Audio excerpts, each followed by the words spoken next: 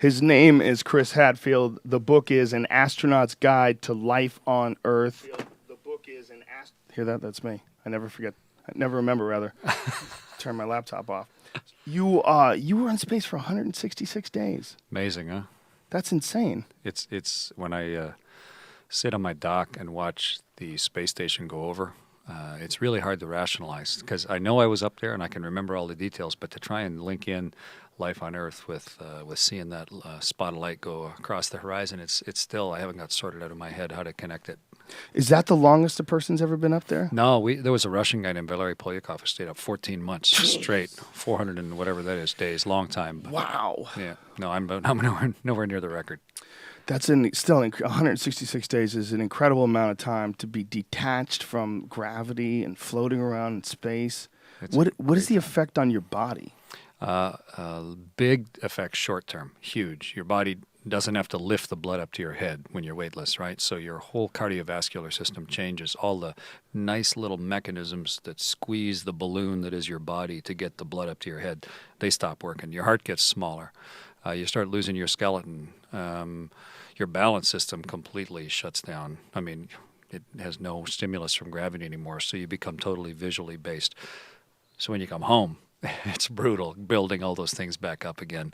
And most of them you feel, I mean, you lose the calluses on the bottom of your feet. It's kind of disgusting because your feet are like a snake up there, where the bottom of your feet are shedding because you never use the bottom of your feet. And you build up calluses on the top because you're always tucking your feet underneath things.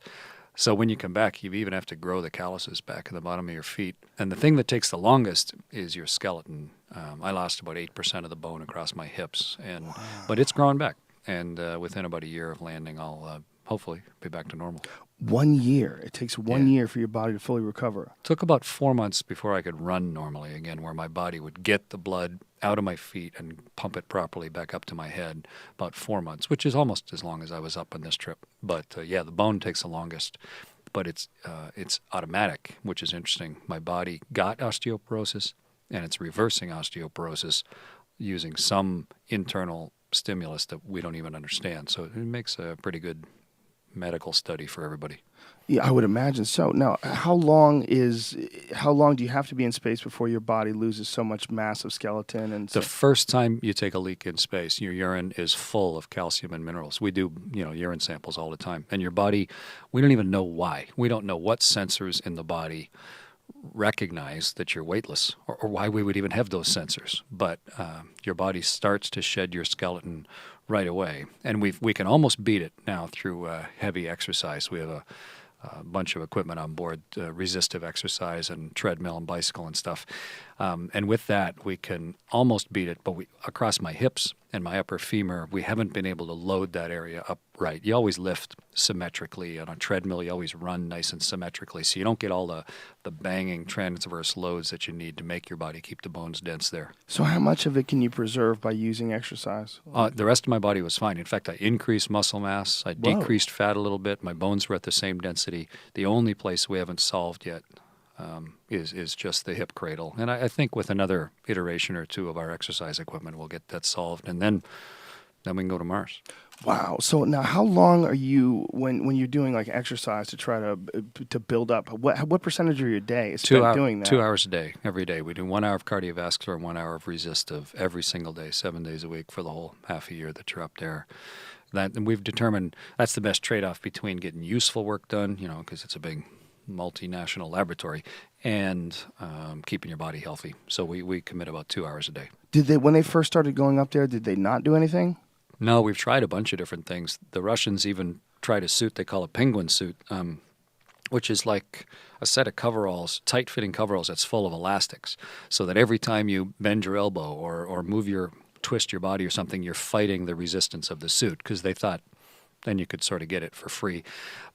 But you need to demand it. You need to actually heavily force your body to exercise. And if you do that, then you can stay in shape. But we started out with resistive exercise device, and then it was the improved iRed, and now we're on ARED, which is the advanced resistive exercise device, as we've learned, how to make it better so that we can return to Earth healthy, or, when we go to the moon, but more importantly, when we go to Mars, 'cause it takes about half a year to get there. Well, this is one of the problems we need to solve. The Mars is really that next level trip, right? Because there's no coming back. It's like several levels above where we are now. Station is in orbit, right? It's around us, the space station. It's been up there 13 years now with people on board. But it's like sailing up and down the coast within sight of land. You know, we haven't headed across the body of water, even to go to the moon, as far as habitation goes. So right now we're just sailing up and down the coast of the world, figuring out how to beat osteoporosis, how to the radiation, the psychology of it, what to make the hull out of, how do you make a toilet that works, a closed environmental system. Got to invent all those things. Then I think we'll go to the moon because it's only 3 days away. And then we can do how to use resources that are there. How do you generate power? How do you navigate? How do you do all that? And then once we got that sorted out, then I think we'll go further. But it's still, a lot of years away. What are the big hazards? The big hazards are radiation from space, micrometeors. Yep.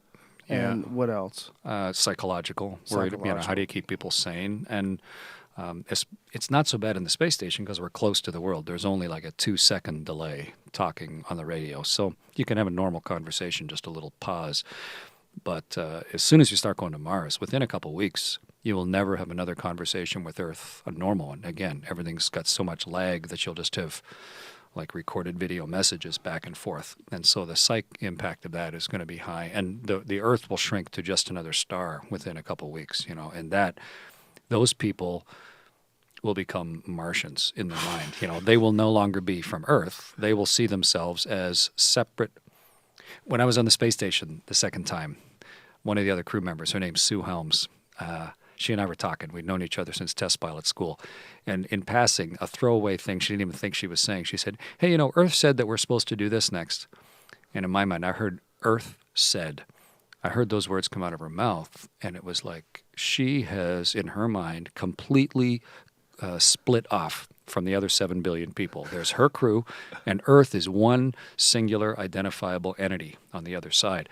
And that was a real bell ringer to me of what it's going to be like to go to Mars. Those people are going to be a completely discrete unit of people, and they'll be Martians. They won't be Earthlings pretty quick in their heads. And how do you deal with that? How do we plan for that?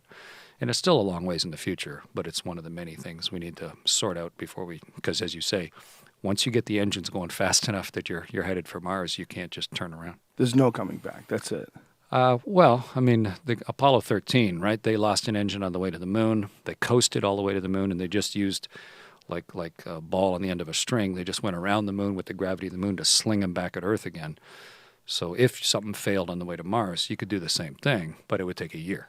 So, no problem can normally last a year to get resolved. So pretty much, you got to have all the problems solved before you head that way. And what about like sustainable resources, like as far as like food and things like that? Do they have to terraform when they get to Mars and start growing things? We don't know. We're trying to figure all that out. A really interesting discovery about 3 weeks ago. Curiosity, that big rover that is driving around on Mars right now, has some pretty good equipment on it, and it discovered just in the last few weeks that in every cubic foot of dirt on Mars, there's a quart of water. Whoa. So there's oceans of water. I mean, the topsoil is full of water on Mars. So that's really promising for when we get there, because water's hydrogen and oxygen. Oxygen to breathe, hydrogen and oxygen makes fuel, hydrogen and oxygen makes water. So that's a huge resource. The moon, there's water there, but it's really rare. So that's a big discovery for us eventually being able to go there. But, we need a power source. The sun's a long ways away, and it's dusty on Mars. You can't have a solar-powered bulldozer. You need a power source. And how do you navigate? And there's just how do you build a perfect closed-loop environmental system so that you don't have a constant losses? And because the space station, I think it's about 92% of our water we reclaim, but we constantly need that little trickle from Earth of new water because it's not perfect. There's a lot of stuff we don't even know what we don't know yet. And that's, I think, why we'll sort a lot of that out on the moon before we launch to Mars. To me, watching the footage of the rover and the images that it sent back was almost surreal. It didn't seem real. It was hard for me to wrap my head around the idea that they sent a robot to another planet and it's roaming around taking pictures and sending them back, and we're looking at them. Yeah, it's phenomenal. It's incredible. Yeah, that we could do that. And the way that came to, Mars has just the wrong atmosphere. It's not thick enough to use a parachute in, but it's not thin enough that you can ignore it and just slow down and land with a rocket. It's not good for landing. The Earth's atmosphere is nice and thick. You can come down under a parachute, and the moon has none. So you can just, like the Apollo guys, you can just land on your rocket plume. Mars, you're kind of stuck in the middle. So you need a complex landing system. And Curiosity, the way they came up with the solution to that was just phenomenal. The big aero brake through the atmosphere, and then that sequence of miracles and the retro rockets and the extendable bridle and everything. It is amazing that worked. And a huge kudos to the JPL guys and everybody who came up with it.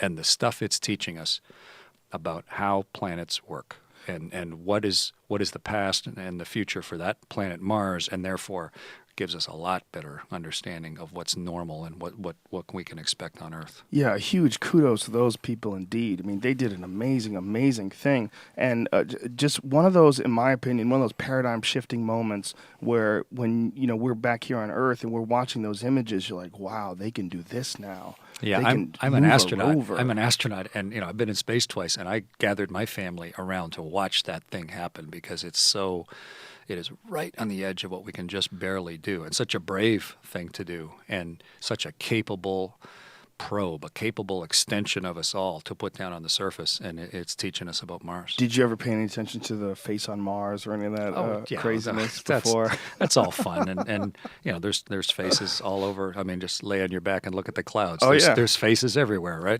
Sure. We naturally look for faces, especially in weird shadowy images like those images were. Yeah. I mean, there were some really unique things. There's a rock near my house that's a square rock, and when I have a friend who believes in a lot of conspiracy theories, and he believes in the face on Mars and a lot of different stuff. And I said, I'm going to show you something, man. Come over here. I go, look at that rock. Do you think anybody made that rock? I go, that rock is just made. That's just a rock amongst a pile of rocks. It's big and it's kind of square. Yeah. Not perfectly square, but if you looked at a blurry picture of it that was taken from space, you would swear, this is the building block for a pyramid. Obviously. This was clearly made by an intelligent species. Yeah, the same one that built the pyramids. Yeah, I know. It's always easier to believe something than it is to understand it. Yeah, the fascinating thing about the face on Mars is not that it looks like a face on Mars. It's the idea that Mars at one point in time actually could have sustained some form of life, and in fact definitely did. It had an atmosphere that was livable at one point in time. There could have been some kind of life. Maybe it was just like microbes or plants. It might still. I mean, it has the biggest volcano in the solar system, so it has heat. And it has all this water, that we've just found now for sure. And heat and water on Earth always means life. I mean, just look under your sink. And so on Mars, maybe there's a fossil record of it. Maybe there's even something still, primitive stuff living somewhere in the rock. We don't know, but we haven't found any yet. But if we can find it on Mars, and we know there's life on Earth, then there's life everywhere, and that would be a pretty important thing to figure out. Or the possibility that life actually started on Mars and some sort of an impact from an asteroid, panspermia, sent it hurling towards Earth. I'm not sure that's a logical conclusion. If life can start somewhere, then it can start in two places, right? And so it doesn't have to miraculously be panspermiaed from one planet to another. If it formed on Mars, and there's life on Earth, then it's a more logical conclusion to think that it just formed in two places, I think.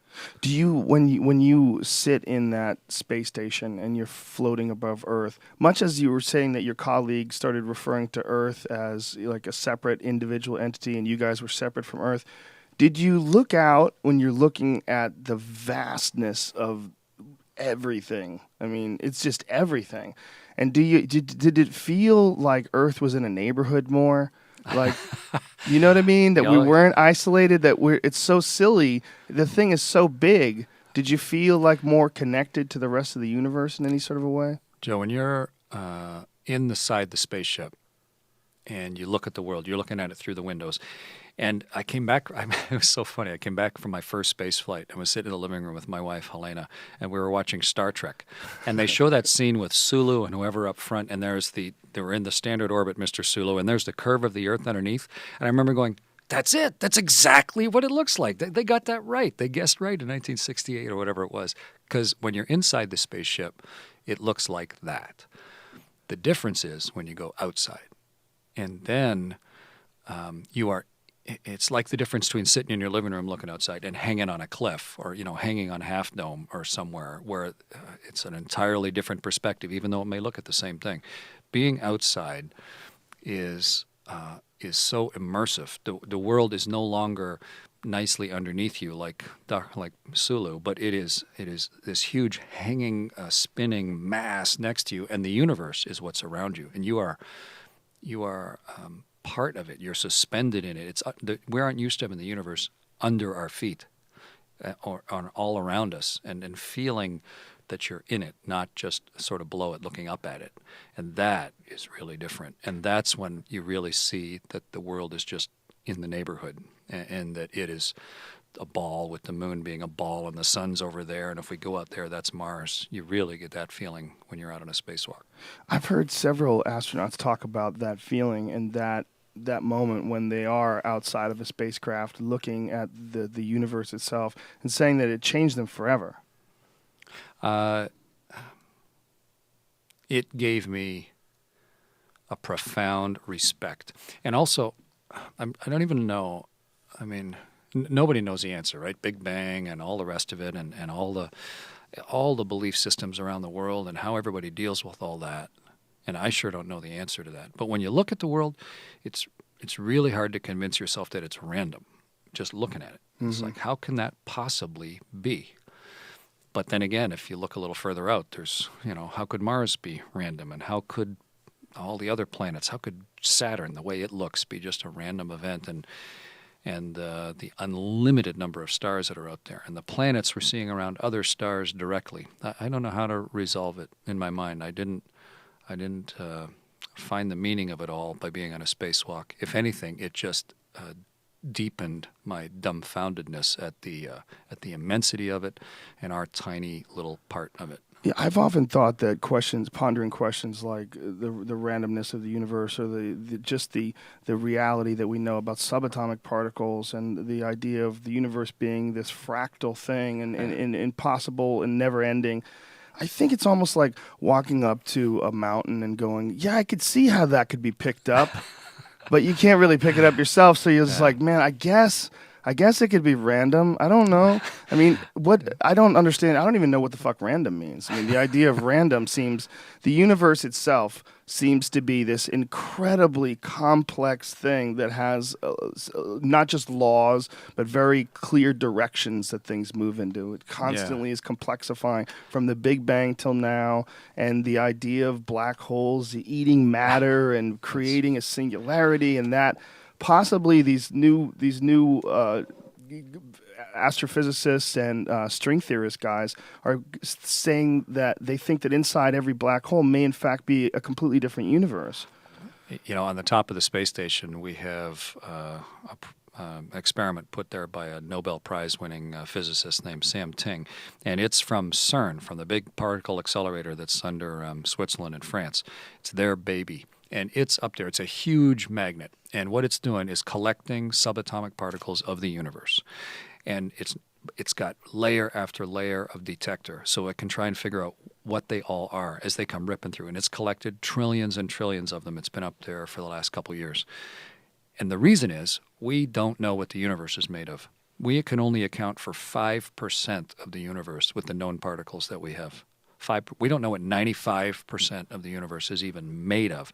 And so we call it dark energy and dark matter, and we're trying to indirectly prove that those exist based on the proportions of the subatomic particles we're collecting up in the top of the space station. And it's a decadal-long project, and they released the first layer of the results back in the spring, and it's starting to look like maybe some of the theories are correct. But we're... we talk as if we're conclusively brilliant and we understand everything. I mean, we're still calling things dark matter and dark energy. We have no idea, and we're just trying to figure it out. That's another word for magic. It is indeed. It's another word for I don't know. Well, we are most certainly the smartest and the most informed human beings that have ever existed, as far as we know. The two of us? No, human and denying me 100%. I'm an idiot, but as far as like humans that have ever lived, we're the most informed, the most technologically capable. But much like when we look back at the Renaissance era, or we look back at Galileo being imprisoned because he dared question the idea that the Earth wasn't the center of the universe. Yeah. We're going to make fun of us.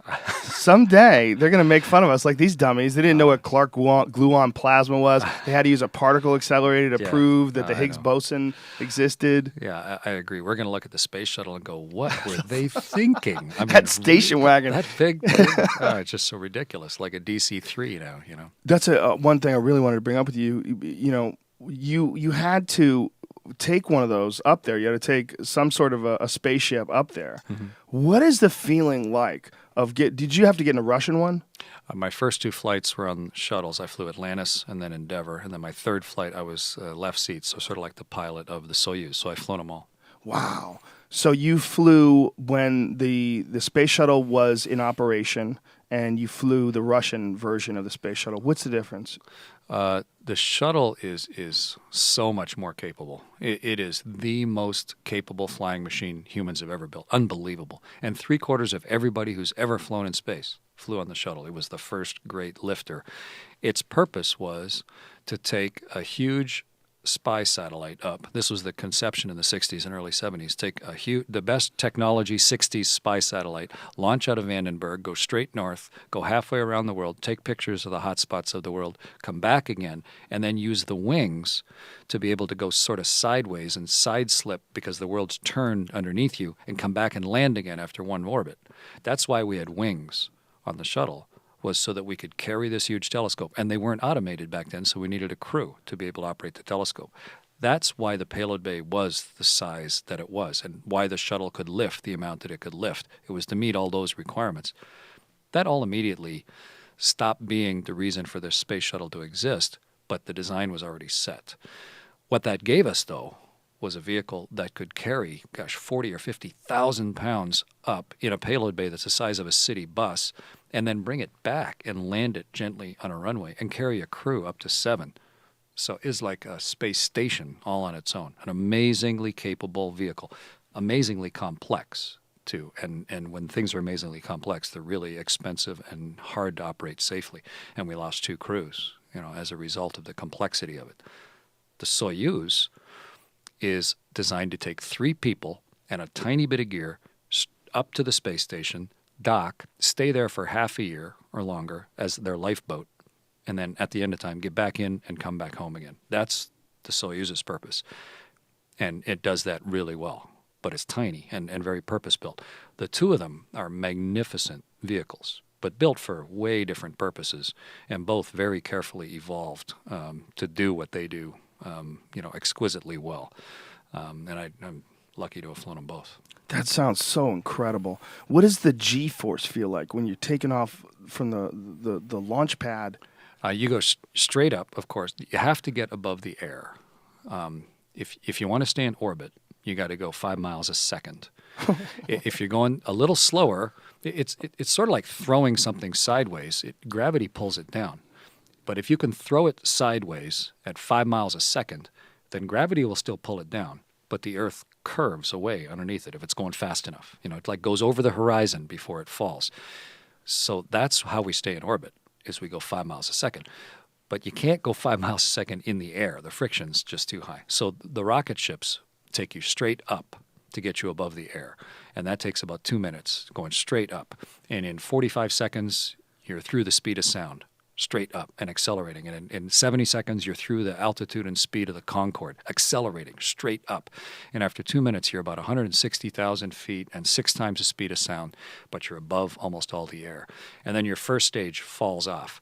So inside, it's this incredibly powerful push in your back, like a dragster, but like one that's gone off the road. The vibration of pushing through the air. It's like a tuning fork kind of vibration. This enormous powerful jaws of a dog kind of ride straight up. But then after 2 minutes, the solids or the stage that got you above the air is all out of fuel. It explodes off because you don't want to carry all that dead weight with you anymore. And then you use the remaining engines for the next 6 minutes or 6.5 to accelerate out horizontal, basically, to 5 miles a second. And so for the last 6 minutes, it's like a long liquid drive, heavy, steady, pushing, like someone with their fist in your back, pushing you faster and faster and faster, a smoother ride because you're above the air. And after just under 9 minutes, like 8:45 or so, you're exactly the right place, the right direction, and the right speed. The engine shut off, and you're in space, and you're weightless. Wow. So it's 9 minutes. Yep, it's 8:42 on the shuttle and just under 9, like 8:55 for the Soyuz. What's the maximum G-force you experience during that push? The shuttle's about 3G, and in fact, when you hit 3G, the throttle start coming back because it was only built for about 3.5 G, so 3 times your normal weight. So if you weigh 200 pounds, you weigh 600 pounds in there. The Soyuz is about 4 or 4.5. So if you're a 200-pounder, you're up around 800-900 pounds. I got to ride with the Blue Angels, one of those FA-18s ones. Yeah, I was an F-18 pilot for a lot of years. Oh, those are incredible. That's a great airplane. You got to fly those? Yeah. What's the most G's you pulled in one of those things? If you take an F-18 and you grab the stick and you snap it into your lap, you aren't actually connected to anything except a computer. It's little sensors. It's fly-by-wire. So it says, wow, he wants to turn right now. And so then it moves all the control surfaces of the airplane, but it doesn't want to break the wings off. So it will limit you. It's the airplane limits the amount of G that it can pull. And it'll give you about 8G. About 8G. That's all it'll give you, because otherwise you could structurally damage the airplane. So there was a paddle you could actually, if you were going to hit the ground, you could hit this paddle that would override the G control system and snap it into your lap and just give you whatever the aerodynamics would give you. And we've had people pull 12G. But the Soyuz, if you come into the atmosphere the wrong way, can pull 20 or 22G on the way home, which is just wicked. And that happened once in the Russian experience. Can you survive that? You're lying down. When you're in an F-18, like when you flew with the Blue Angels, you're sitting upright. So when you pull back, it pushes the blood down to your feet. So the real limitation is how much of that can you stand before you can't stay awake, before you black out. In a Soyuz, we're actually laying on our back. So the blood doesn't drain out of your head. It just gets kind of pushed to the back of your body. So therefore, you can survive it. It won't black you out. It doesn't damage you. It's sort of like a prolonged car crash. People pull 20G in a car crash, but it's instantaneous. If you fall into the atmosphere the wrong way in a Soyuz, then as you hit the thick atmosphere, it's almost like crashing into something super high G peak for maybe 30 seconds, and then you come through that G peak and slow down. And it's survivable, but I wouldn't want to ride it. Wow. The feeling must be just incredible. What are the thoughts that are going through your mind when you're going that fast, shooting up into space? It was funny. I'm focusing on the job because there's a million things that can fail. And one of the mantras of astronauts is there is no problem so bad that you can't make it worse. So we think about that all the time. And so we really are careful on the way up. And so a big part of you is involved with that. But another part of you is just loving the ride so much. And I found after a while that my cheeks were hurting. And I was like, why is my face hurt? And I realized because this big stupid smile was on my face so much that my cheeks were cramping up because it was so much of a thrill to go. That's amazing. Yeah, it was like having, one those two people on your shoulders, one that's being all serious and one that's yelling bad advice to you. The one that's having a good time is just going whee the whole time, just loving the ride. It is so much fun. Well, I guess that's a good time to do that, right? Because you're completely helpless.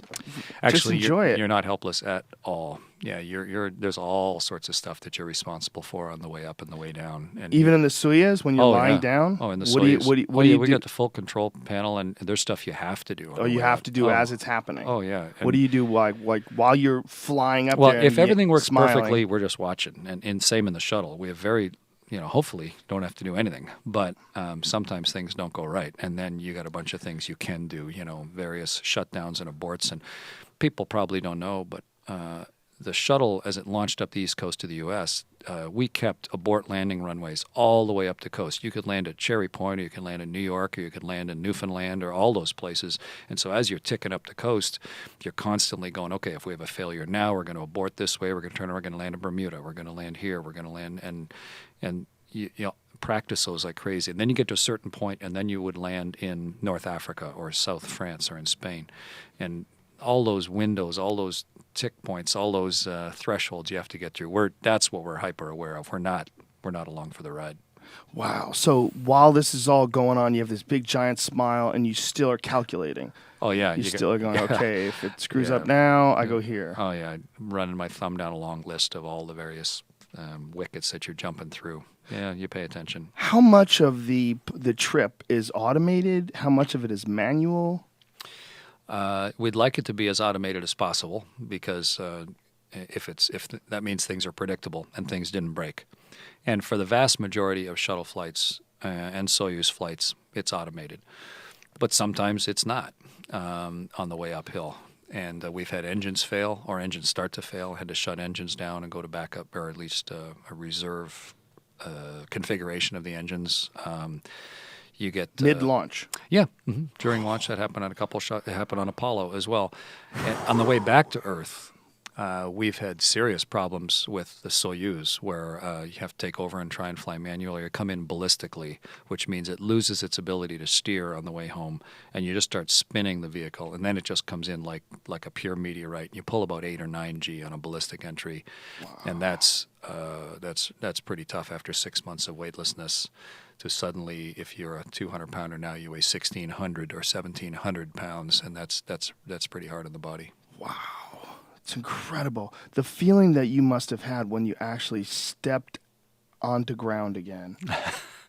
What was that like? It's awful. It's awful. You're so nauseous and dizzy, and the reason is, of course, your vision is telling you one thing, telling you where the horizon is, where up is, but your inner ear, which normally, when your eyes are closed, keeps you from falling over, you can close your eyes and not fall over, that has forgotten completely what to do with gravity, because you've been weightless for, 5 or 6 months.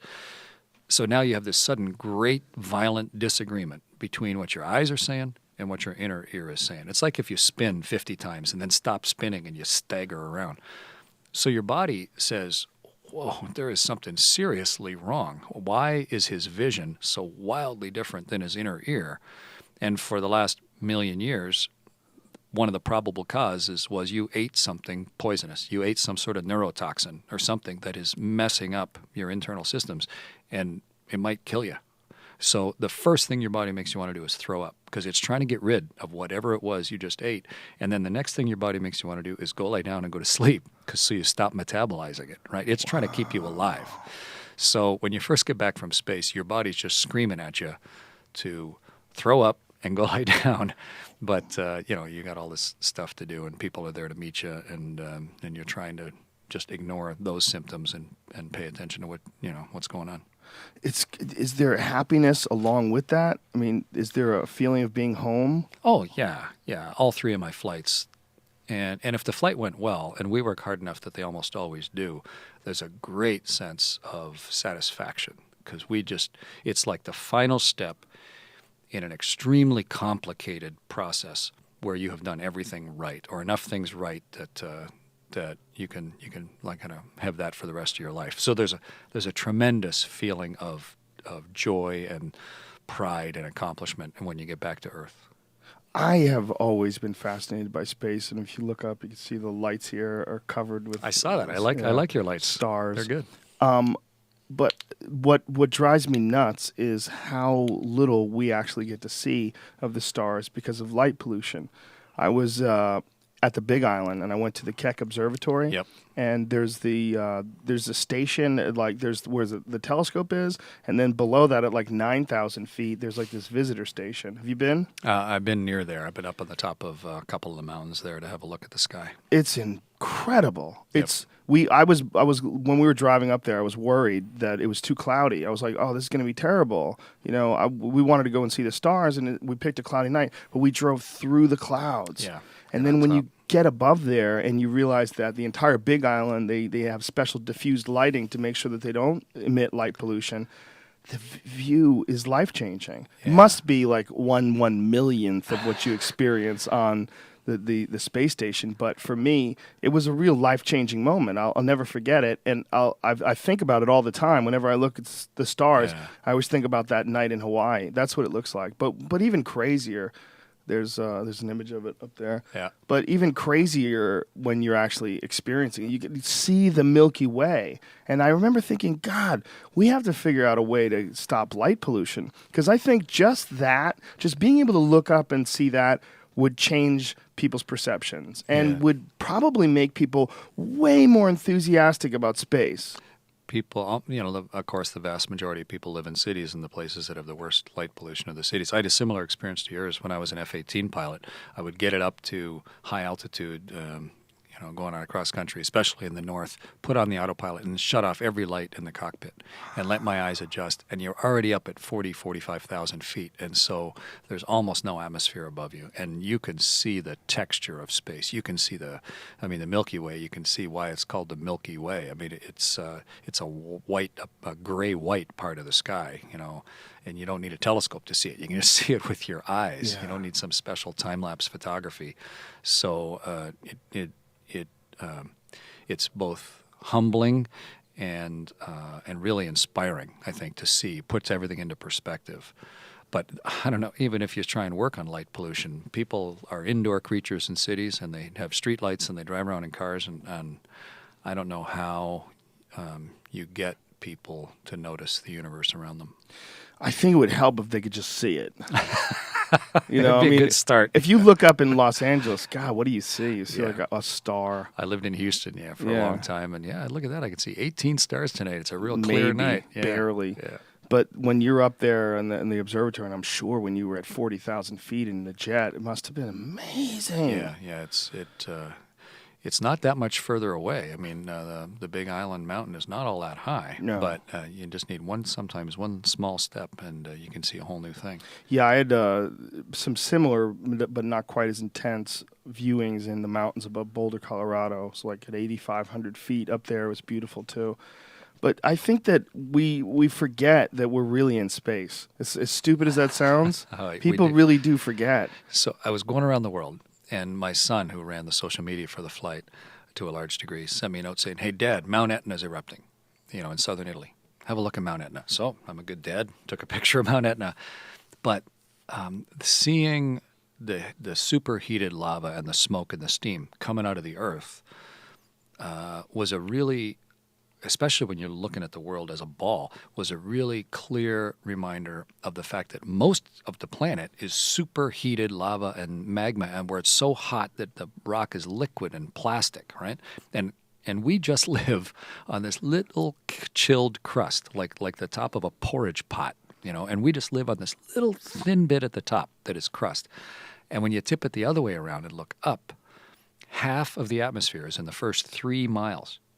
3 miles, think about it. People go for a 3-mile run, and half, really the whole habitable atmosphere is 3 miles. Above 15,000 feet, it's hard to even live. And yet we live on this little bit of cooled crust and this little sliver of air, and we think it's guaranteed. We think we're invincible, right? And we think the whole universe is here to serve us. And we're like bacteria in a corner, just found a little niche that will support our life. So much so that we're willing to, almost our entire system as far as energy is based on burning things. It's based on releasing fumes. You talk about 100 years from now looking back and going, what were we thinking? I mean, golly. I mean, you can see why. A 5-gallon pail of gasoline is an amazingly enabling thing. You can stick it in your car and drive hundreds of miles, and you can carry it in your hand, and it's fairly stable. It's a very seductive fuel. But at the same time, it has such consequences. And when we figure out the next energy source, when we look back, hopefully in a couple hundred years, we will go, what were we thinking? That was crazy.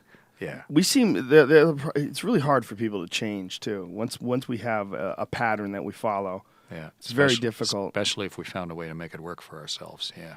Yeah, Absolutely. in spite of all the pollution, we still rock it that way. In spite of all the stuff that we throw into the ocean, still kind of happening, basically on a daily basis. Well, you can't.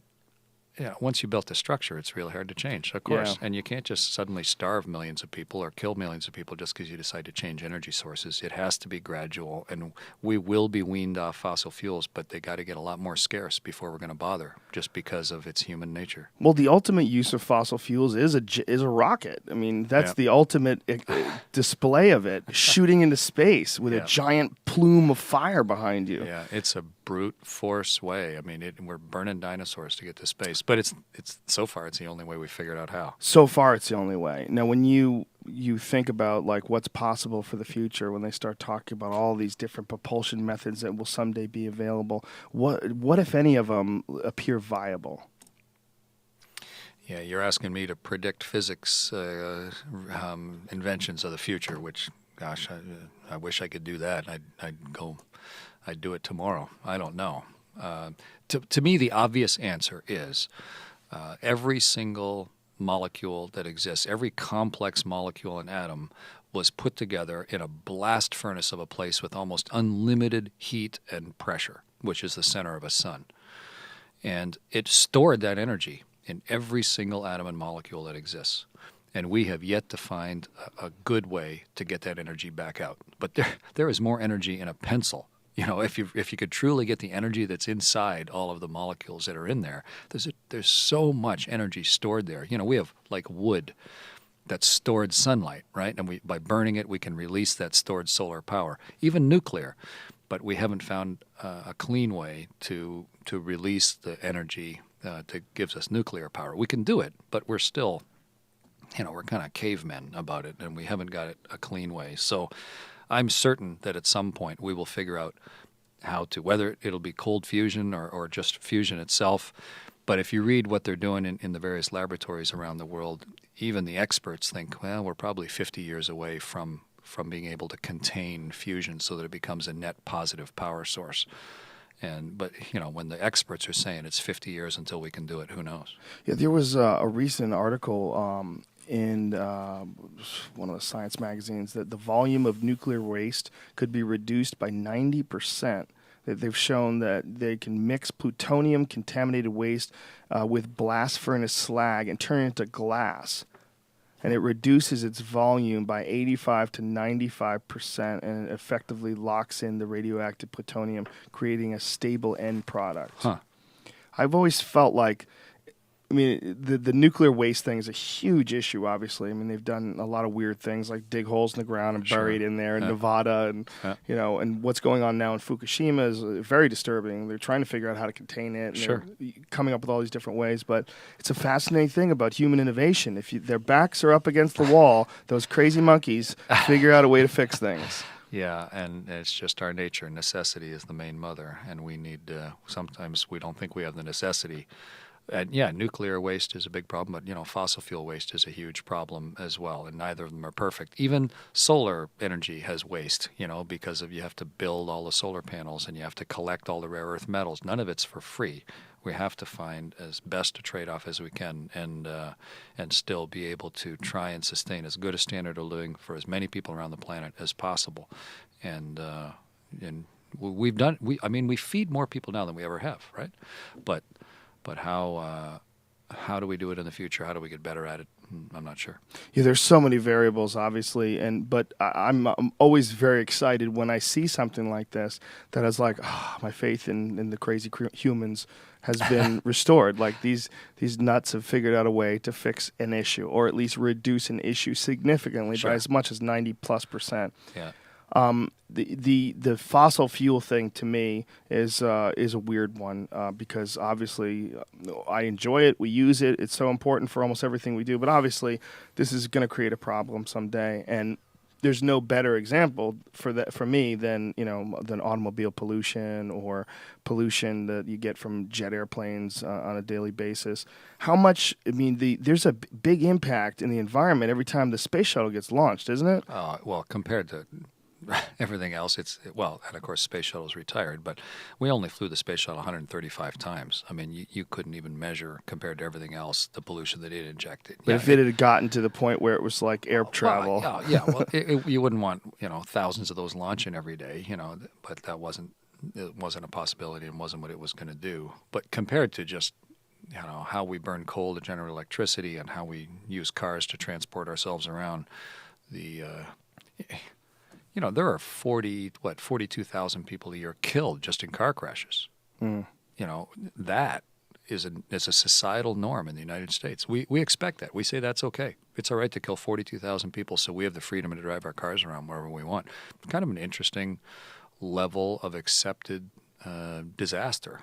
We just say that's okay, and that's not some global warming problem that may manifest itself on our children. That's a guaranteed thing this year, and that's just an interesting thing to hold up the mirror and look at yourself and say, okay, that's what we decide is all right. There's also a matter of a very statistically significant number of years of your life that you lose by living in a smog-filled environment. That's a fact. Sure. And we don't think about that because you can survive and be healthy in New York City. You can go jogging down the streets of Manhattan and, drink spring water and think everything's all groovy. But the reality is, if you're living in a city and you're breathing in those fumes on a daily basis, it will reduce your life, period. Yeah, but I agree with you, but none of us are lasting forever, and people live where they want to live for all the reasons, and only one of the variables is how many years you're going to live there. Right. Would you rather live in the middle of nowhere where the air is clean, but there's no people to talk to? Right, or and the theater's really bad, the right? theater's always bad, let's be honest. I mean, what's the best theater? Is it even nearly as good as the best movie? It's not even close. It's antiquated, goofy art form. Okay, here I have to ask you about these guys. Yep. Aliens. Uh-huh. That little alien guy we got see there. him. Yeah. When you're up there, when you're in space, I mean, do you ponder the possibility? And is that something that you ever wondered yourself? Are there intelligent life forms out there? And if so, do you think that they watch us? Do you think they're aware of us? You mentioned earlier that with Galileo inventing the telescope, he was, tortured for pointing out that we weren't the center of the universe. And with every invention that's come since then, we've been able to prove more and more conclusively just how far from the center of the universe we are, and also how huge the universe is, and billions of years old, and more vast. The numbers are so big, they're incomprehensible, both in numbers of stars and number of galaxies. And within the last few years, using the great-great-grandchildren of Galileo's telescope, we are seeing planets, directly seeing planets around the nearby stars. And we've seen thousands of them. So we've basically shown that every single star has planets. And so there's an unlimited number of planets out there. And so to think that with an unlimited number of chances that we are the only life in the universe, to me, is just a natural extension of thinking that we're the center of the universe. It's an arrogance, egotism thing based on belief instead of fact. But it's also, I think, arrogant and egotistical to think that we're so fascinating and we're so revelationary and so special that somehow weird, big, black-eyed monsters with no hair on their bodies are sneaking around staring at us because we are so special. To me, that's just, it's fun science fiction, and it makes for great entertainment, but it's not real. Well, I've heard that the archetype of the doctor, the alien with the large black eyes and the strange big head, that what it may very well come from is the actual birth experience for children. The first time the eyes are outside of the womb, they don't have clear vision, and they see the bright light of the operating room, which is the first time they've ever been exposed to something like that, and it's an incredibly traumatic experience. They recognize the eyes, which are enormous in front of the head, this face with a white mask on it, featureless. Interesting. And that this is most likely what the archetype of the experience, these medical experiments that supposedly go on with these aliens, that's the origin of it. Could be. Well, we have this very arrogant idea that children don't remember things. Yeah. You know, and it's been my point about circumcision. I was like, I don't think circumcision is a good idea. I think it's ridiculous. I think it's antiquated. It's genital torture. And I think the justification is, one of them is that the baby doesn't remember it. Yeah. And I'm always like, how do you know the baby doesn't remember it? Just because they don't have a point of reference or context, it's very possible that they remember it. Yeah. Well, the scientific answer to the alien abduction experience and these cold, hard medical examinations, these emotionless medical examinations, may very well just be the birthing process. Or and the circumcision. trauma of it. Or circumcision. Both.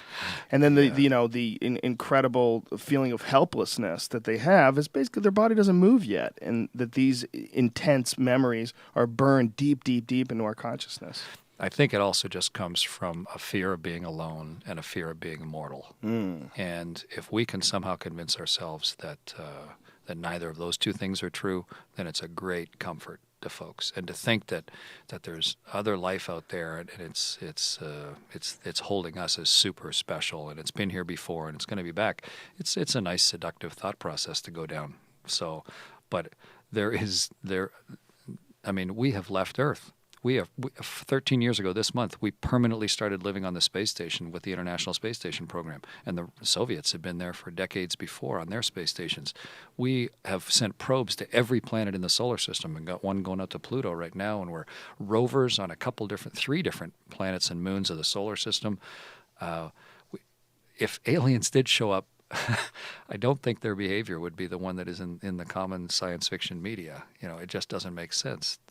So I am convinced there's life in the universe. You know, just on the statistics of it, it just makes sense. It's just egotism to think that we're that special. But I think it's also just egotism to think that we're so special that we're the object of great secretive fascination by higher beings. Well, I think you're very humble, and so you look at us and say that it wouldn't be that interesting. But I say to you, imagine if we found out that there was a planet just outside of our solar system where there were some people that were there. They were just like human beings, but they were like human beings from like the 1300s. Yeah. They just hadn't figured anything out yet. We would be like, holy shit, they have guns. They figured out the wheel. They're lighting their cities on fire. They're crazy. They just haven't figured out mass communication yet, and most of them can't read. I think we would be sounds a lot like us right now, It is actually. a lot like us right now. We really haven't changed that much. But, I mean, if we found some people just from 1,000 years ago, 1,000 years in our past, we would be absolutely incredibly fascinated. I think if we found some being somewhere that had harnessed the power of fire, if we went back 40,000 years ago, I think we'd find it incredibly fascinating. So the stuff that we can do, I don't buy it. I think if I was an alien, I would be so fascinated by these freaks, these pink monkeys with bang sticks and the internet and religions and all the freak show stuff that we have down here on Earth. I think we would be the most wonderful freak show of all time. Right. I've often said that if there is intelligent life in the Earth that I think, or outside of Earth, I think that Earth is probably the Tijuana of outer space, which explains why all visitations come in the middle of the night. That they're hammered and they want to see a show. They want to go see the freak show. Yeah. I think if I was an intelligent being, I do not buy the idea what would be so special about human beings. Where do we start? Okay, there's a lot special about this crazy species. Above all other species on this planet, there's 7 billion of them, okay? They're like rats on a sinking ship. They inhabit every little spot in the ocean. Find a little floating thing poking out of the ocean where some plants are growing on it. Boom, there's a whole sea of people living there. Yeah. You know, go to Hawaii, this little tiny spot. It's 1 million people on Oahu. Yeah. We're crazy. Yeah. I think I would look. We got to go there. We got to go to Earth. I think we would be probably one of the most fascinating things to observe because we're so incredibly advanced and yet so contradictive, so hypocritical, so ridiculous, so easily led, so easily tricked and fooled. We have access to instant information, but yet we choose to believe some of the most ridiculous things of all time. Yeah. I agree with you, though, that I find the evidence of us being contacted by aliens incredibly uncompelling. And the people that I talked to, I did a sci-fi show called Joe Rogan Questions Everything, where I met with a lot of these UFO guys, and I felt like I was talking to religious fanatics. Yeah. It's just like talking to a religious fanatic. It's just they feel like they're too clever for the Quran, so they fall for the Blue Book. Project Blue Book is their lord. So 2 weeks ago, a satire paper in Canada published a thing about what I did in a movie theater watching the movie Gravity, and they said I heckled it and I heard about that. and I farted to protest the movie and did all this stuff and got thrown out of the theater. That's And really rude. I thought it was very funny. Right, read this article. Thousands of people believed it and sent notes, and friends send it to their friends. And hey, look! This must be the truth because I believe it. And that thinking is so easily prevalent and dominates a lot of populist conclusion making when in fact it's not based on fact at all. Because people want to believe stuff, but they don't want to spend any time actually doing the thinking or the research about it. And so, that's pervasive right across all cultures, including what people think about, alien abduction. Yeah, there's also a real problem with the access to information right now. Is so beautiful, anybody can get information anytime, but it's not vetted. So, Right. and there's also a lot of what they call satire sites, which Sure. are just not satire; they just lie. Right. I mean, there's this one national news something or another website that people keep constantly tweeting me stories from, Yeah. and they just make up stories. Sure. There was one about that I retweeted before I read where it came from, that Texas decided to use sexual predators for medical experiments. And it's just a lie. There's no, it's like if you read The Onion, within 5 minutes or 5 seconds, you realize, okay, they're doing comedy. Right. This is funny. Right. This is humorous. They're not being humorous. They're just lying, and they're calling it satire. Yeah. When you see that attributed to you, like farting in a movie theater, that's rude. And I read it, and I had it sent to me like, this guy's an asshole. Yeah. Like, he farted in the movie. It made me laugh, but the reaction to it made me laugh as well. It's just like, come on, people, please. We are actually separate from the one-celled organisms. We have brains and reason and experience and logic, and use it. We're clearly still developing. Clearly, right? I mean, there's you folks and I like, both and everybody. Yeah. Well, there's folks like you that have experienced technology and innovation at its very height, the highest highs. You've actually gone out above the actual atmosphere of our Earth, and you've experienced the amount of technological sophistication that it takes to pull something like that off. But then there's other folks that are they're chimps with a language. And they exist amongst us. Because of this complex society, it makes it really easy for dumb people to just get by and breed and make more dumb people. It's so easy. Yeah, well. So you got to have that, right? Is this the yin and the yang of life? I think the real key to it is, what does everybody want to get out of it? What do you want to get out of your life?